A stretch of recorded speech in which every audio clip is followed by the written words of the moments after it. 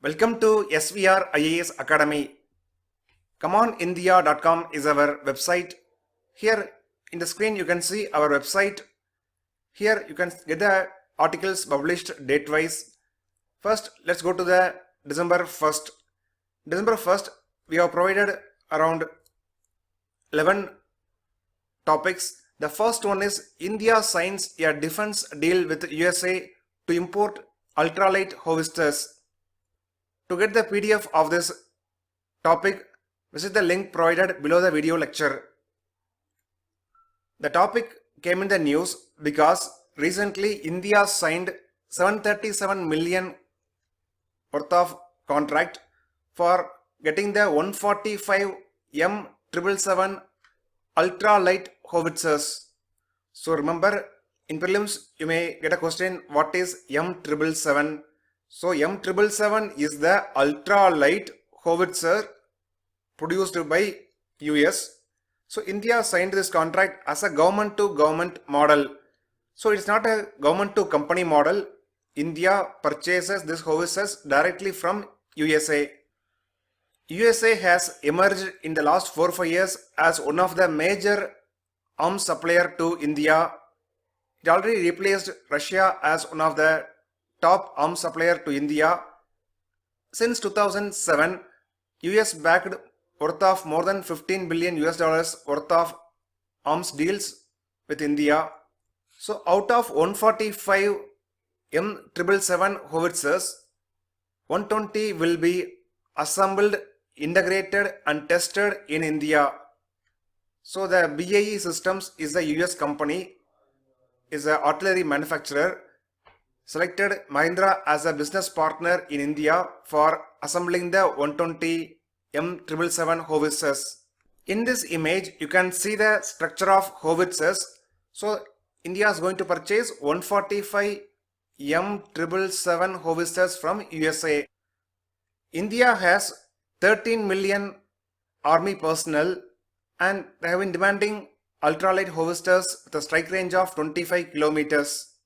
One plus point with this ultra lightweight howitzers is that it can be easily airlifted, so that the ultra lightweight howitzers can be moved swiftly to the threatened high altitude areas in the Ladakh and in the Arunachal Pradesh regions along the line of actual control with China. So India's border with Pakistan is called as line of control. India's border with China is called as line of actual control. We are going to raise 17 mountain strike corps along the Indo-China border. For the corps, M777 howitzers will give a major boost to guard the India's border against assertive China. So to get notes on this topic, visit our website ComeOnIndia.com. Second topic that we have published on December 1st is Government of India approves new visa policy to attract foreigners and boost trade. If you click the article, it will take you to the article page. Here you can see the topic of new visa policy to attract the foreigners and boost trade. What are the various key points in the article? In our earlier video lectures, we have already discussed in detail about visa on arrival policy in our website ComeOnIndia.com. The new visa policy will promote the medical tourism, will attract more business visitors to India. How? The reason is simple. Government of India expanded the definition or scope of the e-tourist visa by including various purposes like short-term medical treatment visit, business trips and conferences. Now it will become easy to attend the conferences, to take the short-term medical treatment or to make a business trip to India. From now onwards, e-tourist visa will be called as e-visa. E-visa holders will be allowed for entry for tourism, business purpose and also for the medical treatment. Already more than 100 countries are enjoying the visa on arrival scheme, or simply you can say e-visa facility. Now 3 more 8 more countries are added to this list. Now the total nations enjoying the e-visa facility with India is 158. Now the e-visa will have the validity for 60 days. Is an important prelims point. E-visa validity is for 60 days. Now e-visa can be applied by the foreign nationals up to 4 months ahead of the visit. So these two facts are important for the examination. So the important points are foreigners can avail e-visa for three purposes. One is tourism, second is business purpose, third is medical purpose. E-visa will stimulate economic growth and interest earning or earnings from the export of services will increase. Services like tourism, medical, value travel and travel on the account of business and towards Skill India, Digital India, Make in India and other flagship initiatives of the government. If you take Thailand as an example, it attracts more tourists than India. It attracts millions of people. When compared to India, Thailand is a small country in the Southeast Asia, but it attracts millions of tourists because it has very simple travel requirements like visa and other formalities. So we need to liberalize our visa regulations. That's why Government of India introduced e-visa and it is extended to more than 150 countries. The worth of the medical tourism in India is about 3 billion US dollars at present and is projected to grow 7 to 8 billion US dollars by 2020. For business and health visas will be granted within 48 hours after submitting the application if it is an emergency. So for emergency business and health visa will be granted within 48 hours. Citizens from the Pakistan will not be covered under this new liberalized visa policy. So these are the important points and facts we discussed in this video lecture which are important for the prelims and mains examination. So prepare thoroughly on the India's new liberalized visa policy and key points on this topic. Third topic that I have published in our website is Cabinet approves 2000 rupees crore package for the refugees from Pakistan occupied Kashmir.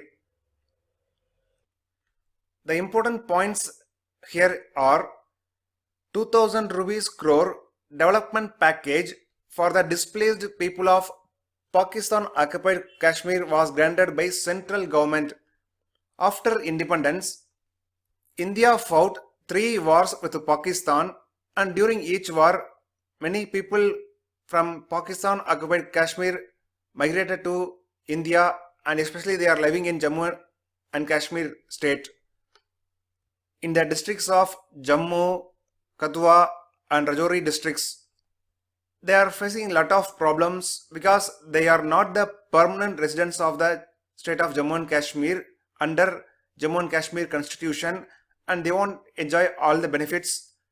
The displaced people can cast their votes in the Lok Sabha polls but not in the elections to the state of Jammu and Kashmir Assembly.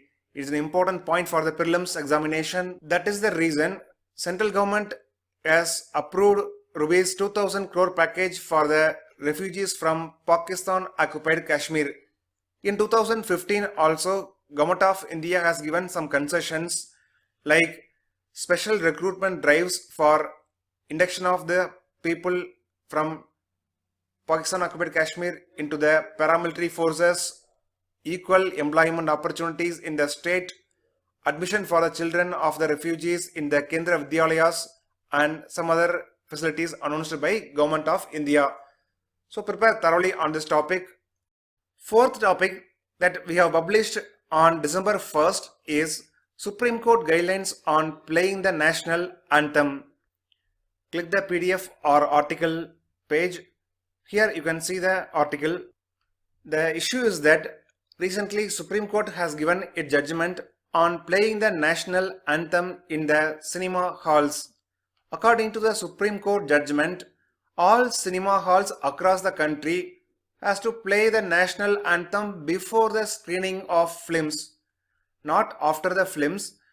Before screening the films, all cinema halls have to play the national anthem.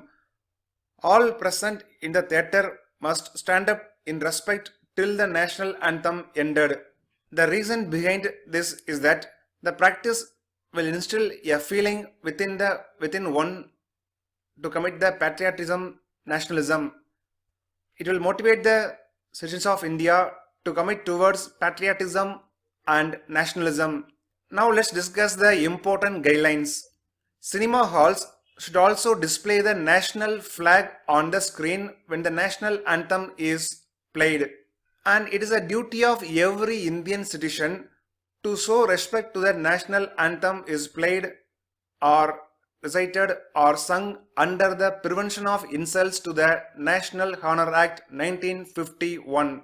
Some people criticize the Supreme Court judgment in the sense that it is infringing the right to freedom. But Supreme Court clearly said that too much has been indulged in the name of individually perceived notions of freedom. So, reasonable restrictions should be placed while enjoying the fundamental rights.